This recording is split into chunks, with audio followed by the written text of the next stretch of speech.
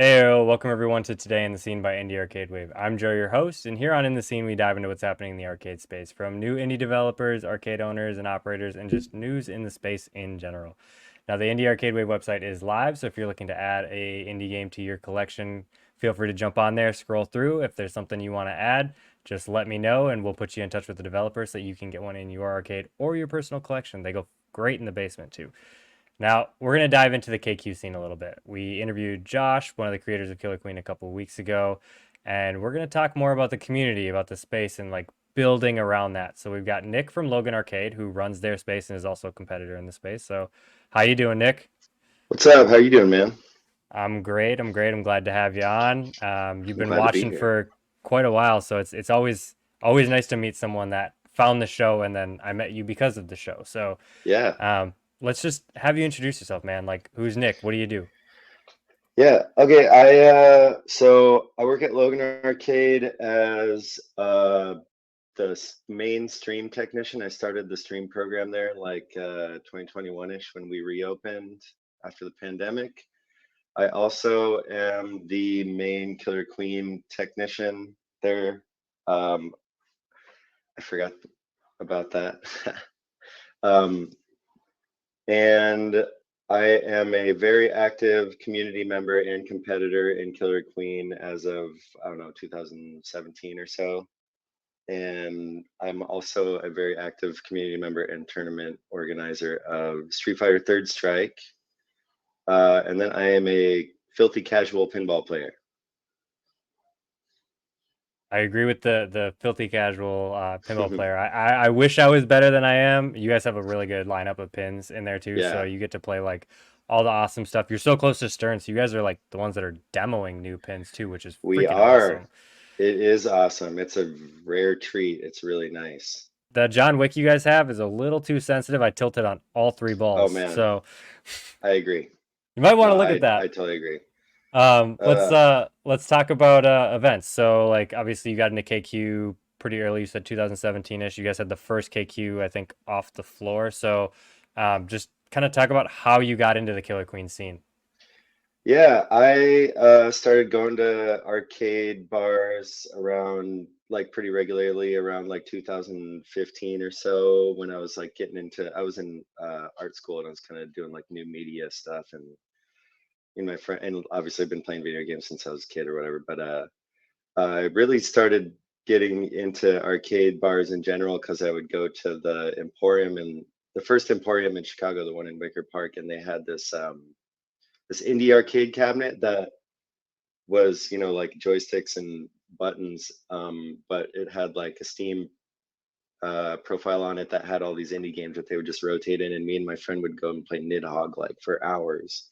So that was really fun. And then we just started going around to other places. And previous to that, I had known about KQ because the first time I played it was like in 2015, and I got really drunk and excited and I lost my voice and I got a bunch of phone numbers of random people and uh, loved it ever since then. So, and then I graduated school around 2017, so I had a lot more time to go to stuff. So I started going to like a lot of league nights at Killer Queen and was running chess clubs and stuff. And my first tournament that I went to of Killer Queen was KQ20, which is a Chicago tournament.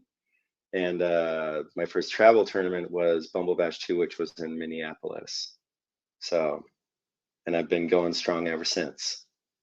That's really interesting that your first travel tournament was at KQ or at Bumble Bash 2 in Minneapolis because Yeah. that was the event that we decided to like really put Galactic Battleground in a cabinet because we went and we saw it there. Like I was at the event before I Hmm. had really ever even played KQ, but we were like, people are doing this now. Like we were developing Galactic Battleground, but we're kind of on the fence about should we put it in a cabinet, and that was like our turning point. So that's why I'm here was that event too.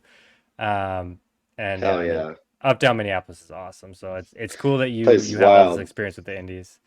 Oh yeah, yeah.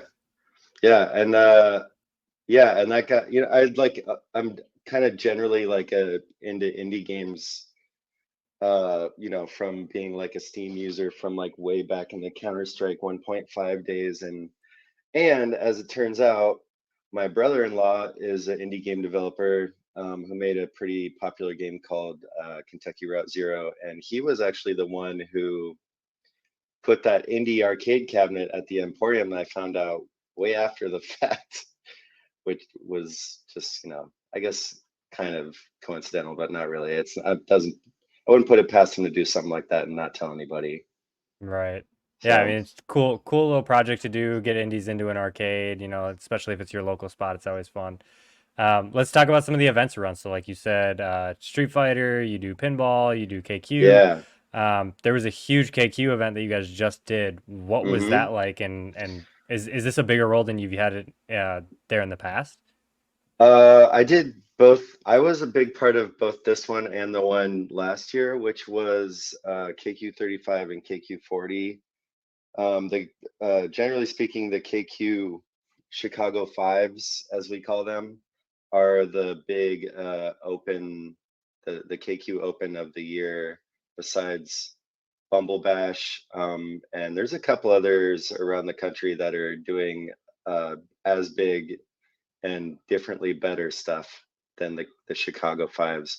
But yeah, I do a lot of the like hardware kind of like logistics for those events. So like for the last two events, I like had to run like 300 foot. The last one I had to like run 300-foot optical HDMI's from the back to the front because we have like a room in the front that we call like you know actually nationally Killer Queen colloquially kind of calls it the hive, where like the mastermind of the stream stuff is, which we can thank San Francisco for doing that kind of like first. Um, but also at Logan Arcade, we use that space as our like general stream space. We usually stream pinball out of it 1 to 2 times a week, and it's just set up and ready for like our local streamers. Like Hot Nudge is my favorite local pinball streamers we have, that they come in and use it once a month-ish, like depending on the event. And they just come in, log in, turn everything on, do their thing, bring their own overlay. It's great. Like we've had some guests from other places like Boston, and uh, I'd really like to have a lot of other people too. But oh, and then yeah, so that's the pinball stuff, and then the Street Fighter stuff, which is Jet. I'm wearing a Street Fighter shirt here. Is I started playing Third Strike because it was right next to Killer Queen in the back, and I noticed that there's this group of like 20 to 30 dudes that come in every Friday and rip it all night. We have to turn off the machines to get them off, and they're all really good. They're like top 8 in the country, like one like whole bunch of shit. Like you'll see a lot of Logan Arcade tags if you look up any Third Strike tournaments, including this last Evo. Um, so I started running a monthly for them since we had the stream set up. I was like, I'm gonna start this stream program, and I want Burger Time, I want Tapper, I want Robotron, I want Third Strike, I want Pinball, I want Ice Cold Beer, I want all this, because we have all these players that are so good at the games. Like just like we have the best woman and the best man pinball player, which it's ridiculous that it's still separated like that. But the top rated women and man pinball players in the country are regulars at our bar. And I'm like, why aren't we streaming pinball? That's ridiculous. And then we got these top 8 Third Strike players. We got this guy that plays Tapper that thinks he can beat the Guinness Book of World Records. He gets to the kill screen like every time. Like, what? Why wouldn't we be streaming these guys? So I started doing a lot of that work, and that work mostly involves a lot of like hardware and software logistics, but also like I end up having to get to know a lot of like community leaders of stuff. Like we're about to start doing like a Vampire Savior and a Super Street Fighter 2 Turbo monthly as well. And so I'm getting to know those guys. And we had a Windjammers tournament. I got to know those guys, et cetera, et cetera. So there's like this other part of my job that I have to dig into the community a little bit. I don't have to necessarily like be a player, but I feel like my philosophy on it is to like let the people who play the game run the game because they know how they want it to be played, you know? So as long as they don't like overstep certain things, which most of them don't. In fact, I haven't really had any memorable moments of that. But anyway, um, that's a kind of a general sense of all the technical stuff and like logistics and stuff that happen at Logan Arcade and why they happen. And a lot of it is community run and like volunteer run. And uh, in fact, like pretty much all of it is, except for just handing someone an Ethernet cord and an HDMI cord and saying go for it. You know, that's more or less my job to make sure that that works. So yeah, um, yeah, Yeah, I mean, I love it. It's it's all about community, and you're not like overstepping your bounds in these communities. You're just facilitating them having a space to share what they're doing, and I think that's such a good angle to take on it because if you're not you're not a Windjammers guy, you like to play it. It's a cool game, but like you're not in the competitive scene. You're not competing, so why would you step on their toes and be like, this is how we're gonna do it, as opposed to just be like, here's the facility, here's the cabinet, here's the streaming equipment, you guys tell me what you need from me and we'll just have hmm monthlies. Like I think that's such a good way to go about building the community at Logan. And Logan was a really cool arcade. I really enjoyed hanging out there and kind of seeing what they had. You guys have like some crazy games in there. That Environmental Tron was sick. That was Oh so yeah, cool that to thing's see. awesome. I was talking to Zespi about that, and that's nuts that you guys have that. Um, how did you get like how did you get into Logan? Did you just like start working as a bartender? Or what how did you Yeah, get involved? yeah, I did. So in 2000, so I'd been a regular there from 2015 on, like whatever, and I got to know. So I'm a bartender is my main source of income, and I have some like fair, fairly high quality skills at that. And I got to know some of the people that worked there just from sitting at the bar and talking to them about bartending and stuff. And I got to be friends with a lot of them. And then 2017, I was asked to if I wanted to like work one door shift there, and I was like, sure, whatever. And it just gets me a discount and it gets me closer to the place that my third place, which is now my second and third place. But yeah, I started then, and then I kind of fizzled away from that, and did some other stuff, but I was still a regular there, and I was always willing to help when they needed. And then I started working there again on the first day we reopened after the pandemic, which was July 4th, 2021. I was bartending, and it was a psycho day. And I had a lot of fun and was very stressed out. But I've been bartending there ever since. And the way I kind of got into like the technical part was like one, they had seen me be like a part of the events prior, which I wasn't a part of the organizing, the Killer Queen organizing stuff previous to 2019.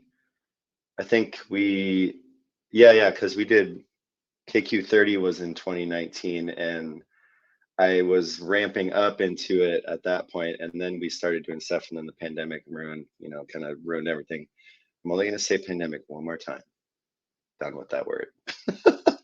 But and then when we started opening again, I was like really interested in bringing the stream thing. And then our main our lead tech at Logan Arcade quit, and he knew kind of like how we liked the Killer Queen cabinet and like what fixes it needed and when, and like what our like general like language was about that. And the new tech didn't, and so I offered to like show him because I do the hardware cabinet maintenance at like any tournament I go to. I always volunteer to do that, and that's how I learned a lot about fixing arcade cabinets in general. I also do some work on the candy cabinets at the arcade too. But so they saw me doing that, and then I offered to like show the new tech how we like it, and he was like, "Why don't you just do it?" And I was like, "Okay." And then I started doing that, and that got me. And now I kind of take care of the AV tech at the bar, like the projector and like HDMI switcher and the amp and the mix. Like I make sure all that stuff is kind of working. Uh, it's not like primarily my job. Like obviously we have two full-time techs that do a lot of stuff, but I jump in there and do it just to because I know I can do it real quick and stuff. So um, yeah, that's how I started working at Logan Arcade and that's kind of how it's generally like got me to where I'm at now with them. Um, these days I bartend one night a week, and then I do 1 to 3 stream events a week depending on the month. Sometimes, for example, at this last big KQ tournament, I work like 60 hours in 4 days, just happens. But yeah. Yeah, I mean it sounds like a pretty common story, honestly. Like a lot of people that work at these arcades and get involved in these communities, they're just patrons. They just want to go, they want to play the game, and then all of a sudden they're like, okay, I can do more, I can help more, I can make this event bigger, I can bring more people in. And I mean, yeah, it's great to hear that that's how it all happened. I mean, I know you reached out to me a long time ago, like very, Hmm. very early on in starting the podcast. And we were kind of talking then, and then we ran into each other at Bumble Bash in Tennessee and everything. And Hmm. that kind of leads me into the next thing that I want to talk about is like Bumble Bash 5. Are you excited? Or like, Oh yeah. what do you expect and what are you looking forward to with this year's tournament? Um, I would like to say of all my Killer Queen experience, which I have quite a bit, I would put myself in the top echelon of like cultural and competitive like experience of Killer Queen of like all the players that's ever been. But I cannot, for the life of me, ever find a pattern or expectation of Bumble Bear that has like been reliable. So I don't try anymore. I've had really good and really bad experiences with Bumble Bashes. I've had very unexpectedly both of those as well. Like because Bumble Bash 4 was so great, they did like a lot of like panels and like expo matches and like they were very open to having a lot of stuff. I was trying to get them to have this lady who writes like a kind of like community safety book. She wrote this like book about called Making Spaces Safer. It's about like DIY spaces and like people who aren't professional social workers having tools and knowledge of how to like make sure communities that are like innately vulnerable are safer, and they were open to having her do like a panel there, and it didn't work out and stuff. But I'm just saying it was that as an example, like that was fantastic. This year, I think it's going to be pretty similar. Um, it's more of like a celebration of like indie arcade and like KQ likes and stuff like that than it is. I mean, it's about, I don't know, I'd say it's about half and half, like the competition and half the celebration, just like any KQ tournament is, honestly. Like people go to the KQ tournaments for the trash games, a little bit for the tournament, but mostly for the I get to play with people I never see, and that's really nice. So I'm pretty excited about Bumble Bash. I just like, I really could not predict or tell you what I am expecting it to be like. Yeah, I mean, I think it's So. going to be pretty similar to like what the last one was because it's not in Chattanooga. It's very close. I know that they're still going to do panels and they want to have a good chunk of people out there and they're focusing on like all the indies and everything. I'm hoping we can get a couple more up there. I think I got the Highlight Heroes crew to come up too, so there should be a Nice. whole bunch of indie games there. I know Chris Myers is going to be bringing a bunch, so I'm really excited for that to just see everybody in the community and like. I think the community I've been the most involved with is probably South Florida because I've been down to Hive City and Queens Gone Wild and stuff like that a while back. So I'm excited to see everybody from there, and obviously like the Chicago scene I know a little bit, and the Omaha scene Hmm. I know a little bit. Hmm. So it'll be cool to kind of see everybody in one place. Um, Other than KQ, like if you guys were to bring in any indie game into Logan, which one would you want brought into the arcade? Oh, well, what I want is Death Ball, and I've always wanted Death Ball. But the problem is, so we had like a pretty similar experience of what Death Ball would feel like at the arcade recently, which is one of our Killer Queen players bought a foiled cabinet, which is there's not very many of yet, but it's foiled is kind of like a mix of like Towerfall, Ascension, and Nidhogg, and maybe Death Ball a little bit. Yeah, it's like a hybrid of those three a little bit. I don't I think think it that's a was. good way to describe it. Yeah, that's a pretty Yeah, good it's comparison. a very fun game, but it's a it's a 1v1 game. It's round based, and so if you don't have like an existing culture or some kind of like incentive or like built-in community, like Street Fighter is like older than I am, so of course it has like generational built-in community. So it's you put a head-to-head cabinet of Street Fighter anywhere, it will build a community. Whereas like Nidhogg, Deathball, Foil, these kind of games that are like 1v1, you really have to, as an operator, put in like a bit of effort to like seed it and like nurture it and then let it be what it's going to be. And that's I Logan just doesn't do well with that for some reason. It's kind of a mix of like everyone's already there for something. And so if you're like a tourist, like you'll hit up Foiled for a couple rounds and be like, well, that's cool. I've never played this. You'll hit up Killer Queen and be like, oh, I don't have enough players to play. I don't know. I'm gonna forget about this.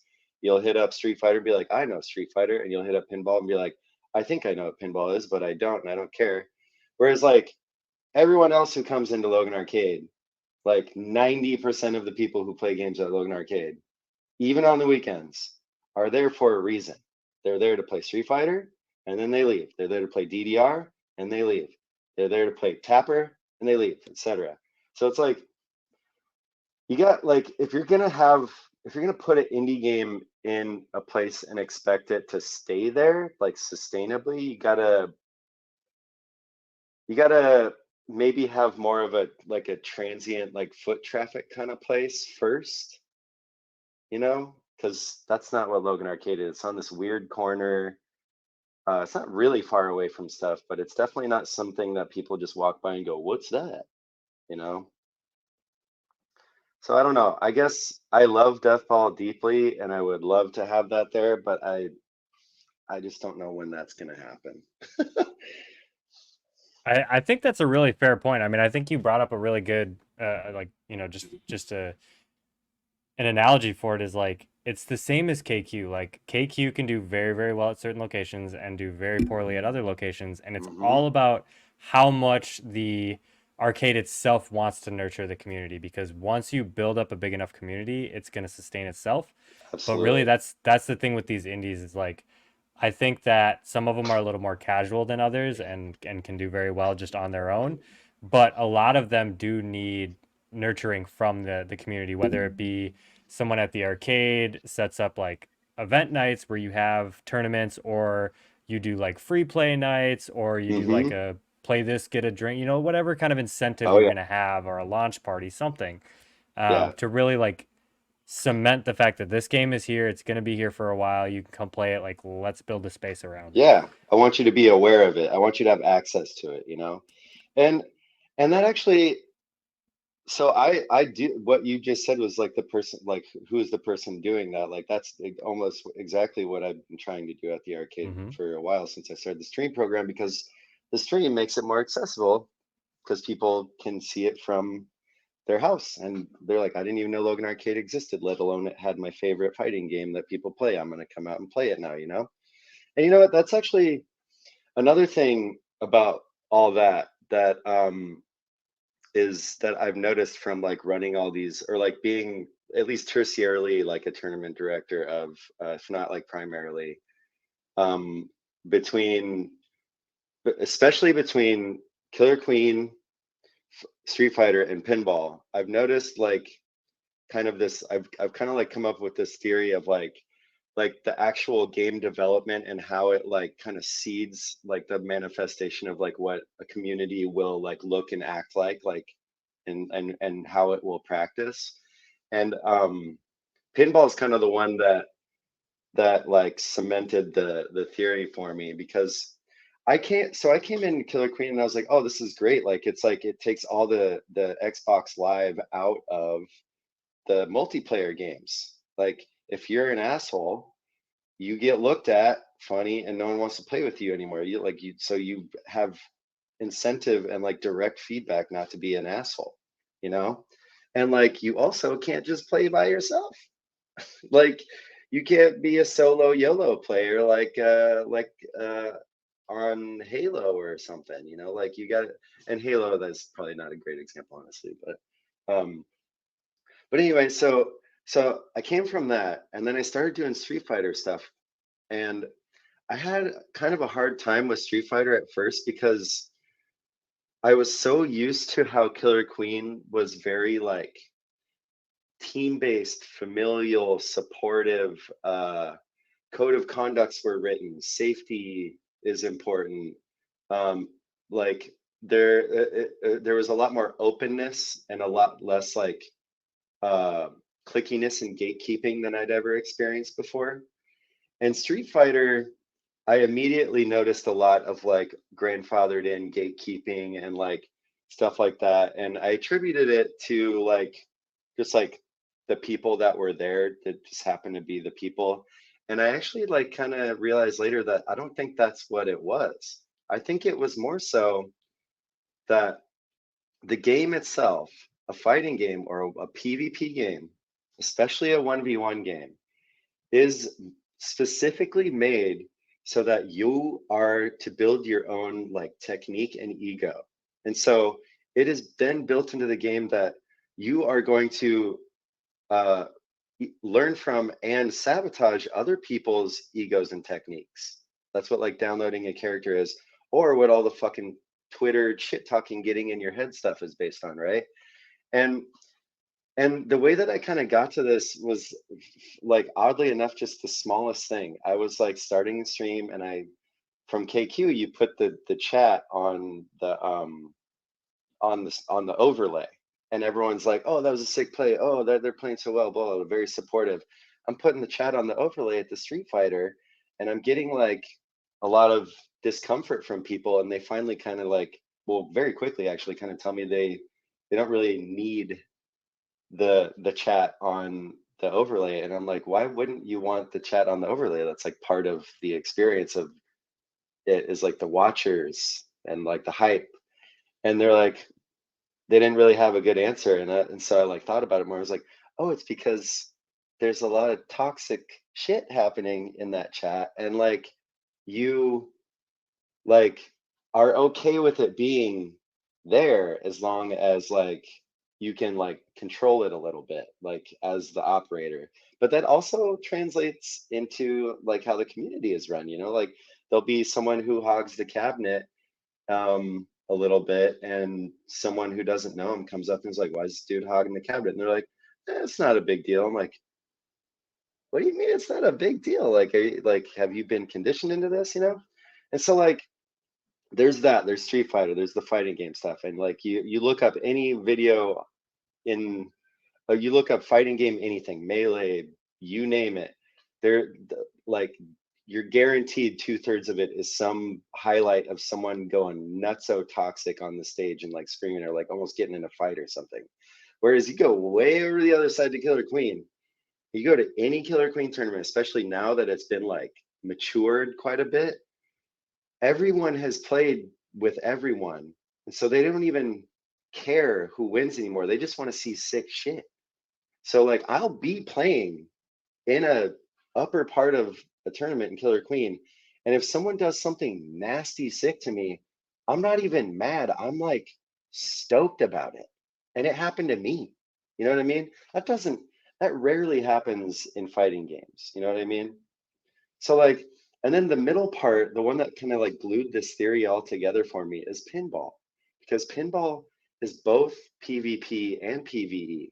You are both like, I can play this as a competitor on a team in various forms, and I can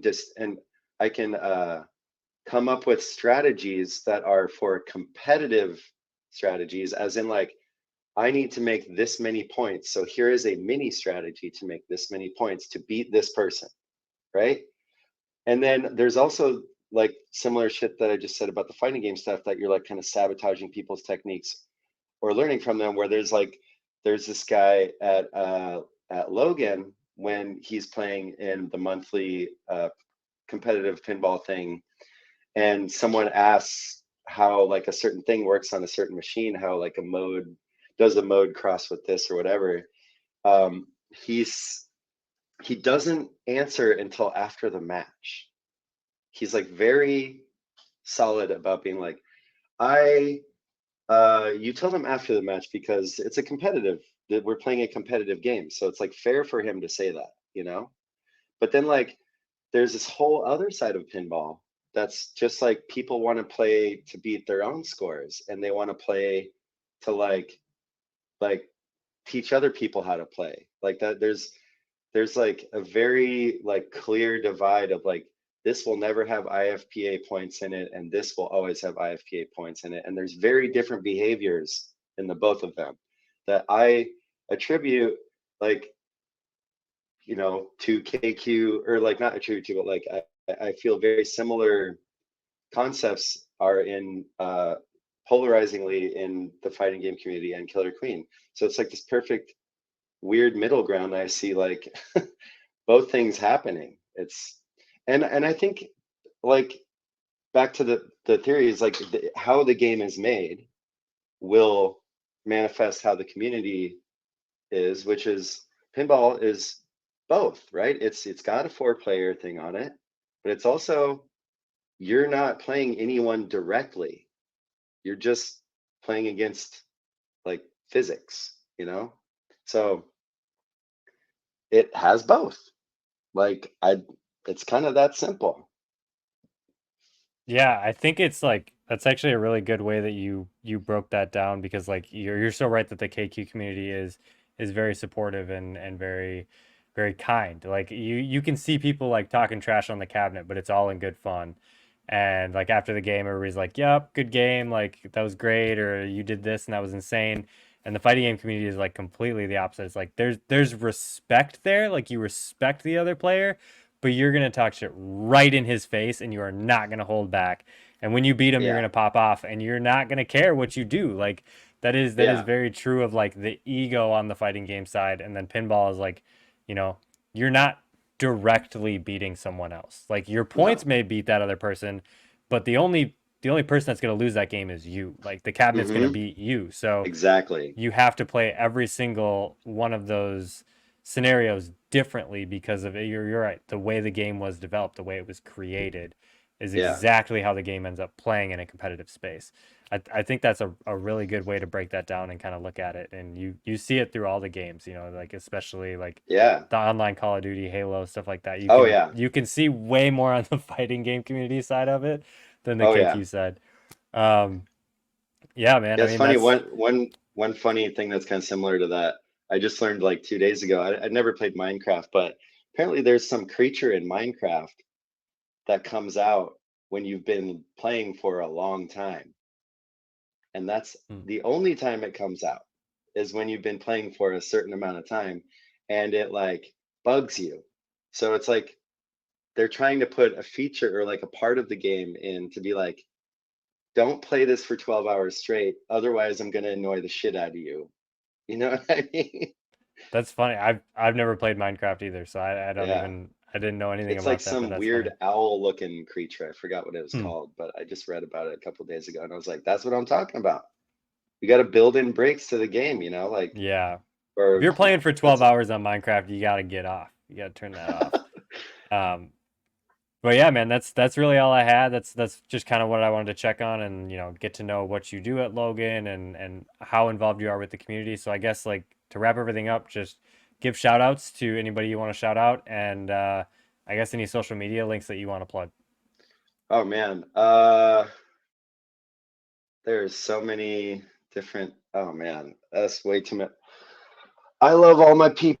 I, I, I especially want to say that like these people have been very sweet and very understanding of like my turbulent path to getting to know what's going on with like how fighting games operate like sustainably and not in a toxic way. These guys run the grassroots uh, third strike tournament of the year, and they rotate like different locations and stuff the last couple of years, and they're really cool. Um, and then obviously all my fam at Logan Arcade, we fought. We're homies, and I am Moss Passion on everything. I say some funny shit on Twitter, and I have an Instagram, so it's always Moss Passion. Say hi. Especially if you want to talk about having video game shit at Logan Arcade, I'm the dude to talk to. Let me know. Awesome. Love it. Well, I appreciate you coming on, Nick. I appreciate your time talking about the scene, talking about Logan. I appreciate you watching the show for so long Oh yeah, and man. just reaching out and it was great to meet you in person. I mean, I think we've run into each other like 3 or 4 events Oh at yeah, this point now. minimum three for sure. Um, I think it's 3 or 4. Yeah. and there'll be more in the future, I'm Oh yeah, sure. dude. But yeah, I'm for going any to. Oh yeah. Bubble Bash, you're going to Bubble Bash I'm too? going to Bubble Bash. I'm going to Okay. Gate Fair this month Okay. in Minneapolis, and I think and I'm going to GDC in San Francisco in Okay. September. So those are my Sick. those are my three next things. Yeah, I'll when buy you're in you a drink. Minneapolis, hit me up. Oh I'll be yeah, I around. will, dude. Yeah, we're gonna Um, be we're gonna be there for like 5 days. So I'm going to the state fair and everything, of course. cool. It's one of my favorite events of the year. Yeah, I haven't been in the state fair in probably 6, 7 years, but I've gone so many, like probably 30 Oh times in my my God, life. So, it's incredible. but yeah, man, thank you. And for anybody that's still watching, don't forget to like, share, and subscribe. It helps us a ton. The way we'll continue to grow, we can all ride it together. We've got Galactic Battleground, both versions, the Konami and the tabletop, available for sale right now on our website. We got the t-shirts for Indie Arcade Wave and Galactic Battleground. Food Fight Frenzy is on the way, Sick. and the website is up. So if you're looking to add any indies to the collection, go to the website. You can set up a call with me to talk about it. But until next time, peace. Thanks, Joe.